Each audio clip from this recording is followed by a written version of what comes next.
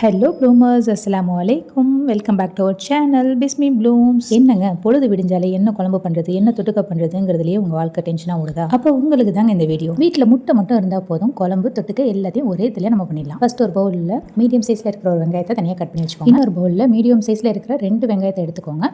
அதை இந்த மாதிரி பொடிசாக நம்ம முட்டைக்கு கட் பண்ணுற மாதிரி கட் பண்ணிக்கோங்க. 3 பல்லு பூண்டு, அதையும் இந்த மாதிரி பொடிசாக கட் பண்ணிக்கோங்க. கொஞ்சமாக மல்லி புதினா கருவேப்பிலை, அதையும் இந்த மாதிரி பொடிசாக கட் பண்ணி போட்டுக்கோங்க. அது ஒரு ஃப்ளாட் பேனில் கொஞ்சம் ஆயில் ஊற்றி உங்களுக்கு வேணா பட்டர் கூட போட்டுக்கலாம். இல்லை கொஞ்சமாக மஞ்சள் தூள், மிளகாய், கொஞ்சமாக கரம் மசாலா, கொஞ்சமாக பெருஞ்சீரகத்தூள், இதெல்லாம் போட்டு நல்லா அதே போல் பொன்னிறமாக வர மாதிரி நல்லா வதக்கி எடுத்துக்கோங்க. ஃபர்ஸ்ட் ஒரு பவுலில் கட் பண்ணி வச்சிருந்தோம் இல்லையா வெங்காயம், அதில் ஒரு முட்டையை போட்டு கொஞ்சமாக உப்பு போட்டு கொஞ்சம் பெப்பர் போட்டு நல்லா பீட் பண்ணி இதே மாதிரி அது மேலே ஊற்றி ஸ்ப்ரெட் பண்ணி விட்டுக்கோங்க. ஒரு பக்கம் நல்லா செவந்தோன்னே திருப்பி போட்டு இன்னொரு பக்கமும் நல்லா வேக வச்சுக்கோங்க.